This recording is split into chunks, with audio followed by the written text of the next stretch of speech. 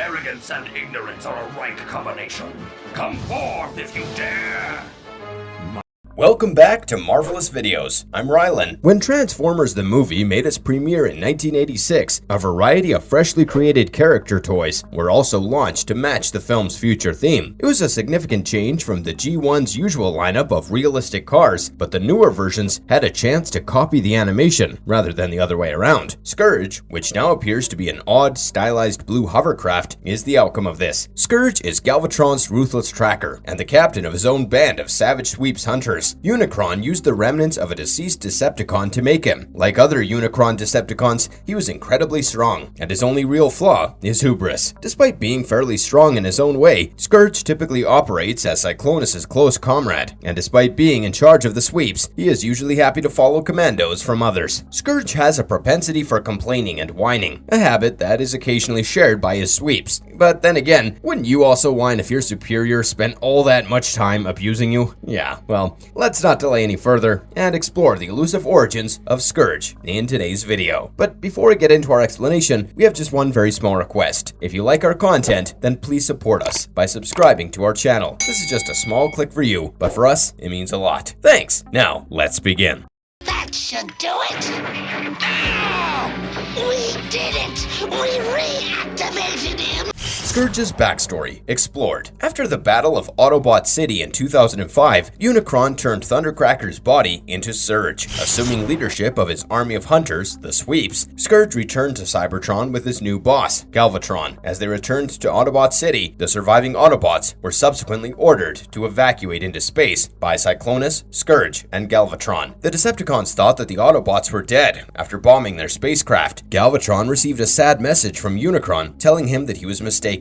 Scourge reaffirmed to Galvatron that we belong to him as he continued to argue the issue. Once on the planet of Junk, where Scourge and all the Sweeps dismembered Ultra Magnus and seized the Matrix of Leadership, the Decepticons pursued the Autobots. After learning of Galvatron's anticipated uprising, Unicron launched an attack on Cybertron. Whether Scourge, who openly supported Unicron, participated in the defense of Cybertron is unknown. Scourge and Cyclonus embarked on a journey to find Galvatron, the missing leader of the Decepticons, who had never been seen since Unicron went kablooey, just after the Decepticons were exiled to Char. On Thrall, they saw Galvatron wallowing in a lava pit. Much to their dismay, they learned that their commander had gone completely bonkers. Scourge got down on his knees and begged Galvatron's ego to halt as he was about to plow through his minions. When Cyclonus and Scourge returned to Char with their commander to head the Decepticon army, they discovered that the planet was all but deserted. The other Decepticons, it turned out, had joined forces with the Quintessence. After some haggling, they launched a united attack on Cybertron. Although Scourge took part in the attack, the Decepticons were ultimately driven away. When they came upon the Autobot Mausoleum in outer space, Scourge, as well as his sweeps, were pursuing Rodimus Prime with the help of Cyclonus and Galvatron. They infiltrated the space barge and kept attacking the Autobots till the time Optimus Prime came back to life and counterattacked. Cyclonus and Galvatron were forced to leave after Scourge and his hunters retreated in front of the former Autobot commander. While pursuing the Air Raid aerial bot for amusement, Cyclonus and Scourge were ambushed by the other aerial bots, who had taken over them in a field of asteroids. The two Decepticons crashed onto a tranquil planet called the Paradon after escaping via a nearby vortex. Cyclonus and Scourge discovered a globe that was abundant in energon resources, promptly notifying Galvatron of their discovery and started to loot the world for energy. When Octane carried Trypticon all the way to Carbomia without authorization, Scourge and the rest of the Decepticons arrived to reprimand the Fueler for his disobedience. Galvatron was also present. Galvatron was initially placated by Octane's discovery of a super energon delivered from Cambonian oil, but as the Autobots drove the Decepticons from Cambomia, Galvatron ejected Octane as a renegade to the cause. Later, as Scourge, Cyclonus, and the Sweeps were seeking Octane on Cybertron, their victim retreated beneath the earth into the Decepticon crypt. With his minions, the Sweeps, unwilling to heed his command to follow Octane below, Scourge would appear to be a highly ineffective leader. However, they were petrified of Cyclonus. As Galvatron and Cyclonus listened to the Autobots as they prepared for a cosmic peace conference, Scourge stood alongside them. Autobots that think they can be a harmony are idiots. Galvatron gave the order for Scourge, Cyclonus, and the Sweeps to stop a shuttle that Daniel Witwicky, as well as Wheelie, had taken over. Later, Starscream's spirit lost its physical form and took control of him, although this was a mutually beneficial relationship. In order to get a new body of his own, Starscream wanted to assist Unicron in transforming Cybertron right into his new form. Before Unicron Galvatron informed him that what I have given you, I can also take away. Scourge started to have serious reservations about this. Scourge finally rejoined the Decepticons after departing Unicron. It is unknown why Galvatron permitted his return, rather than,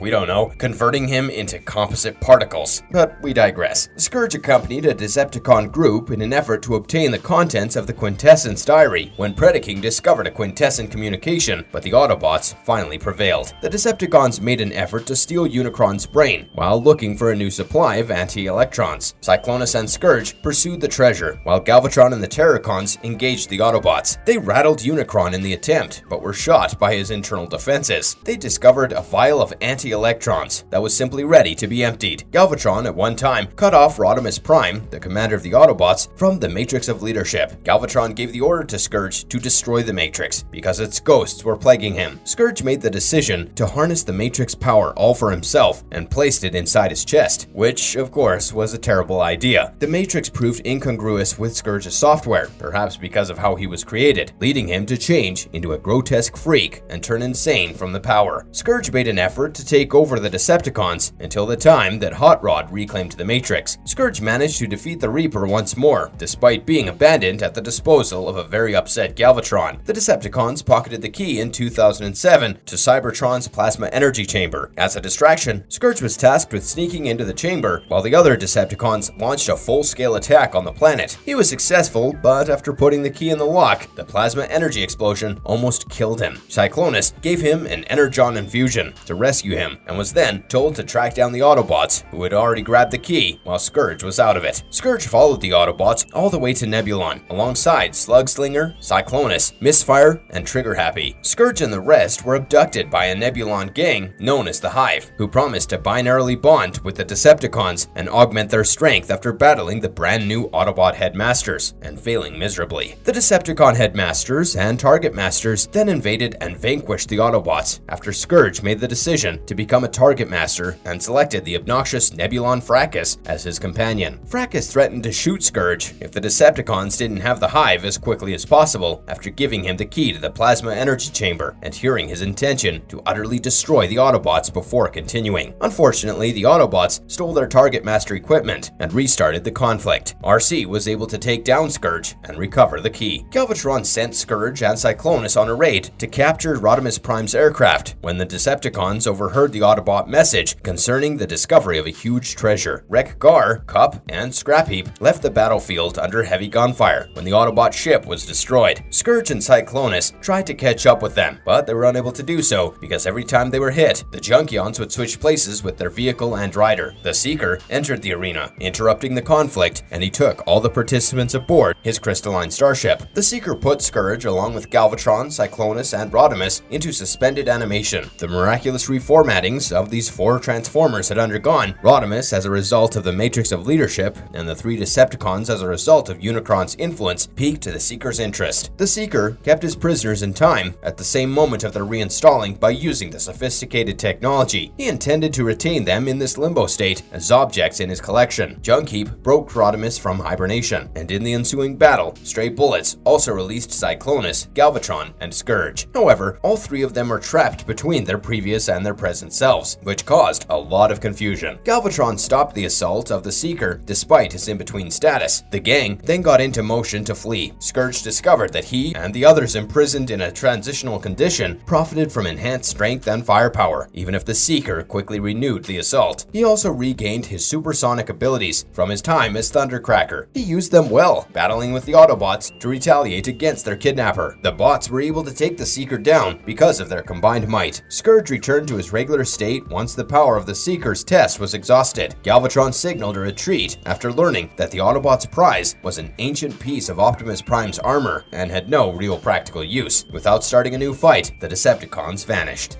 Decepticons! The Autobots are Megatron's enemies! They must be eliminated!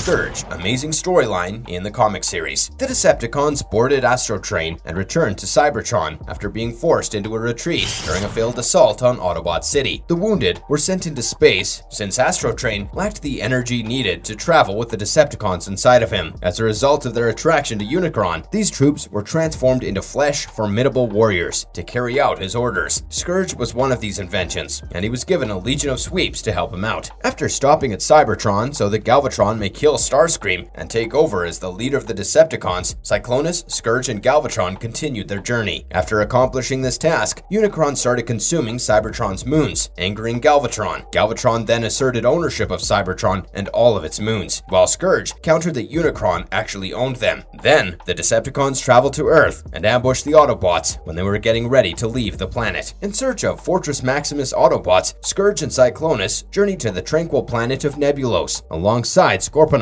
and a number of the other Decepticons. The Nebulon Vorath sought to replicate the tech of the Decepticons after the new Autobot Target Masters beat Scorponok and the Terracons. Fracus, the Nebulon conscript who could turn into Scourge's weapon thanks to biomechanical engineering, served as their teammate. When several Autobot Headmaster inmates managed to escape, Scourge was given a chance to put his new Target Master skills to the test. When the conflict reached its climax, Fortress Maximus used a cherished Fountain's fragment to take out Scourge and the remaining Decepticon Target Masters, destroying the city of Karaja. In the end, the Decepticons of Scorponok and Scourge tracked the Autobots off Nebulos to Earth. The first phase of Unicron's Herald drone fleet was sent out to search the cosmos for Cybertron a few million years ago, as he was about to enter a state of slumber. During the Great Shutdown, a forced collapse of all Transformers on the planet, the Alpha drone called Scourge was able to locate Cybertron and revive Shockwave so that it could observe the Decepticons from a distance. However, the Quintessent Sharkticon eradication troops left on this globe soon assaulted Shockwave. When forced to act, Scourge quickly eliminated some Sharkticons and chased away the others, sparing Shockwave's life. In order to express his gratitude, Scourge was shot in the back by Shockwave, who was then captured, dissected, and examined the Unicron Transformer in order to learn more about Cybertron's history and people. As Omega Supreme and Jetfire's shuttle arrived on its quest to look for the Ark, Scourge had fled the Earth and attacked it. Jetfire managed to disable the refined Transformer systems after misleading the drone to chasing an escape pod and was bringing him back into their wrecked ship as they were both trapped in an avalanche. A trap devised by the Decepticons was waiting for the Autobots when they were attracted to the Alaskan beach thousands of years later. The Autobot escape pod was accidentally triggered as the Autobots struggled valiantly to keep it out of Megatron's grasp. Scourge gave the order to stand down as the Autobots took control, telling the fighters that the conflict was finished. The disunity that had split their species had ceased, and that Cybertron was now united under a new ruler. Shockwave blasted him in the back before he could finish his sentence, branding both Decepticons and Autobots as war criminals. Scourge's body was apparently never recovered by Shockwave, since the Earth Defense Command picked him up and took him to their underground bunker for reverse engineering. Unfortunately, Scourge was such a highly developed Cybertronian that the humans were having a very difficult time understanding his systems. When Marissa Flareborn asked the Autobots, under Jazz's leadership, for help in figuring out the mystery of Sandesto, Earth Defense Command was still working on Scourge. Cyclonus rescued Scourge from the Earth Defense Command base. Starscream pondered aloud who may be the Decepticon to act, suggesting Scourge as a candidate, while condemning Megatron for possessing no strategy or objective other than the conquest of Earth. Scourge, a citizen of Cybertron under the reign of Nova Prime, first encountered Cyclonus in a cellar bar on the planet. Later, the two would join its crew after the Ark was abandoned in the Benzulia Expanse and found in the dead universe. Cyclonus gathered his friends' corpses on Gorlem Prime, following the collapse of the expansion, and got ready to melt them at a warrior's funeral. Cyclonus sadly stated that this was the final thing he could accomplish for Scourge, who was barely alive. Galvatron, nonetheless, blasted Scourge, and the rest once he emerged from the sun pool. Galvatron claimed that the darkness just wouldn't allow for Scourge to perish, even though Cyclonus felt that he was mad. After Scourge recovered, Galvatron threw him into the slag once again, from which he emerged hurt but completely recovered. The other soldiers quickly underwent Scourge's clone transformation, although Galvatron whined that they shouldn't have been created in his vision. The sweeps, the clones, were bound to Scourge, who controlled them. When Scourge questioned Cyclonus on what they needed to do, Cyclonus said that they should obey Galvatron's orders because they were Seekers. The entire population of Gorlem Prime appears to have disappeared at a certain point, while the planet has been wasting away. At Galvatron's command, the Seekers searched the entire planet for signs of life. Scourge and his Seekers found nothing, so Galvatron decided to locate their ally, Jyaxus, as well as the portal to the dead universe. They discovered him as a pulverized and dismembered wreck, but Galvatron easily repaired his wounds using the darkness. When they arrived at the portal, which was distinct from the one that we had previously seen, Hardhead and RC attacked them. Galvatron's powerful weaponry saved them, and he dispatched them to pursue RC as she attempted to leave. Cyclonus and Scourge engaged Hardhead, but even the both of them combined were outmatched by the much stronger and larger Autobot. They came back to Galvatron's side after sending her plummeting into an abyss and watched as she entered the Dead Universe, where he encountered the evil being known as the D-Void. He came out in a panic, telling his people that they needed to build an army to face this danger. Galvatron journeyed to a multitude of worlds with Scourge and his sweeps, resurrecting and enlisting artificial life forms to fight alongside him against the D-Void. They once went to Spindrift, where they joined forces with Thinkbox and the dead who lived in the realm of Rex. The D-Void revived Nemesis Prime, assaulted Galvatron in Daikara, and Scourge was a member of the scout team dispatched there to investigate. He, along with the others, protected their master, but were unable to stop Nemesis from being taken over by the D-Void and turning into a powerful beast as a result of its power. The monster destroyed a number of Scourge's sweeps, but when Galvatron's army arrived, it was finally vanquished. Galvatron moved towards Earth in an effort to recruit more Autobots for his army. While traveling, his spacecraft came upon a frozen block of biological and robotic corpses, as well as a space-time anomaly. When the ice melted and the crew came on board, they discovered a zombie epidemic. Before the spacecraft was destroyed and landed in Las Vegas on Earth, Scourge and the rest engaged in a battle with the undead, including a number of his infected sweeps. They made an effort to collaborate with the native Autobots that were there in order to stop the spread. After some early mistrust developed between both factions, they were finally able to put their differences aside long enough to take down Brit, the zombie mastermind. Scourge and the rest used a portal to depart from the Earth, since the Autobots still refused to join Galvatron. Galvatron sent his whole army there when the D-Void arrived on Cybertron and declared it their primary line of defense. Once Galvatron had taken control of the Chemio facility, Scourge, or a talkative sweep, it's kind of impossible to tell, was in command, and on his instructions, changed into its cannon mode. During the Chaos event, Scourge was slain at an undetermined point. While flying about on a redesigned Cybertron, Cyclonus thought he had spotted Scourge's life sign, but it turned out to be several dismembered sweep bodies. Following its assault on Trypticon, one of the Decepticons that went loose on the G.I. Joe's Defiant retreated to Megatron with two captive Autobots, Perceptor and Brawn, but failed to capture any of the aliens. However, Megatron didn't care about the Autobots and blasted Scourge in the chest for having wasted his time. Despite the seemingly fatal wound, he was eventually fixed and prepared to face the Autobot G.I. Joes under the force field of Trypticon, an alliance. Scourge was among Galvatron's main lieutenants, mostly during the Great War, when Nightstick and Fracas of the World Watcher Autobot Alliance switched to the Decepticon Hive Alliance and binarily bonded with Cyclonus and Scourge. He played a key role in transferring Target Master's tech to the Decepticons on Nebulos. Following the armistice and the scouring of Nebulos, the Decepticons traveled to the colony planet of Rebirth. Galvatron collaborated with the Cyberdroid population's Malignus revolutionaries to replicate Master technology using synthetic materials. As Galvatron evolved into a triple threat master, Scourge also took on Krunix as a Cyberdroid headmaster partner to operate with Fracas. For the Decepticons, Rebirth was defeated and given the new moniker Master. Despite his success on Nebulos, Fortress Maximus could not take Master back from the Decepticons. The Great Push was where Scourge and Galvatron next went in an effort to violate the armistice and launch an assault on the Human Confederacy, employing a plan known as the Grendel Gambit. They failed, allegedly as a result of heroic decisions made by Cyclonus, who had turned against them. Krunix never recovered from Scourge's passing. A bar bearing the name The Scourge of Athenia was managed by the Cyberdroid centuries later, and it featured a hologram honoring Fracas. The Predacon Scourge enjoyed spelling his name in the manner of the iconic Decepticon Scourge, although some bots, like the superior Queen Rage, disapproved of his showmanship.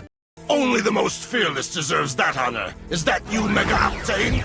No. Scourge's appearance in the live-action movie. Transformers 7 will apparently include a few new groups in an effort to revive the plot, because the war between the Decepticons and the Autobots has reportedly exhausted the franchise. The Maximals, Predacons, and Terracons will all be among them. The Decepticons will make a comeback in this reboot, but the Terracons, commanded by Scourge, played by Peter Dinklage, will pose the biggest threat. Along with the primary villain, Paramount unveiled a ton of brand new information regarding Transformers Rise of the Beasts. series. Returning as the main character, Optimus Prime will be in Generation 1, G1 form, and fresh to Earth because this story took place in 1994. These efforts for revival are much required, since it's widely acknowledged that the Transformers brand has become a tad bland with the recent episodes. By introducing new groups, characters, and plot lines, it makes much more sense to include the Beast Wars plot, which filmmaker Stephen Caple Jr. is anxious to explore. However, Scourge changes into a modified semi-truck from Road Warrior. There have been several Transformers with the name Scourge throughout the years, but this guy resembles Scourge the most, being that he drives the black, gray, and, well, more gray, and even some teal semi-truck in Robots in Disguise from 2001. Although this Scourge doesn't exactly resemble Optimus Prime very much, well, he does make up for the 2001 Scourge's shortcomings in the semi-truck and the bad guy leader categories. That Scourge was a wicked clone of Optimus Prime, but there's not much information about Scourge other than the fact that he will stand out from the rest of the Transformers in the new movie, and has a massive talent for a left hand that emits yellow energy.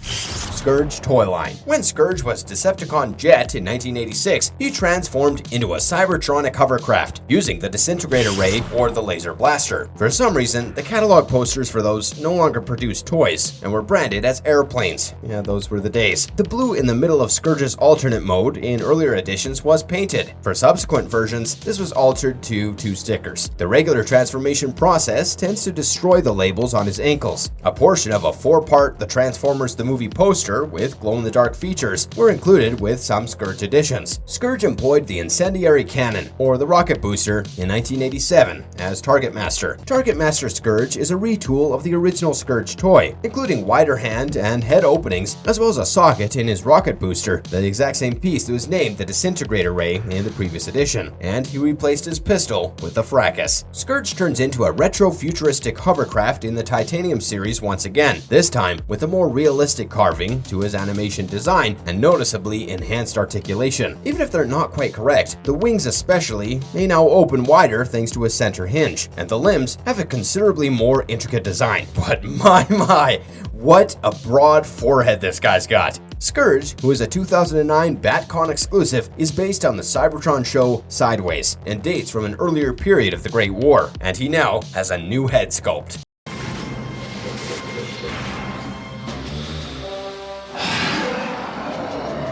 Marvelous verdict. Despite Scourge's extreme toughness and lack of fragility, his shin labels are quite likely to show signs of sticker wear. When Scourge transforms, his ankle hinges glide across the shins directly, scratching, shredding, or bunching up the heavy paper stickers. To prevent this, we recommend carefully elevating the foot outward while sweeping the front hull or the foot into position. In order for the foot to lock in a position without needing to slide back into the shin, the wings must be slightly apart while switching to the vehicle mode. Target Master Scourges and unfinished Scourges must be distinguished from one another, since their equipment cannot be used interchangeably. Although Scourge has a few manufacturing variations, the elevated section on the peak of his hull is obviously the most noticeable. And if you enjoyed today's content, make sure to leave us a like and subscribe if you haven't already. Until next time, I'm Rylan. Have a good one and be safe. Scourge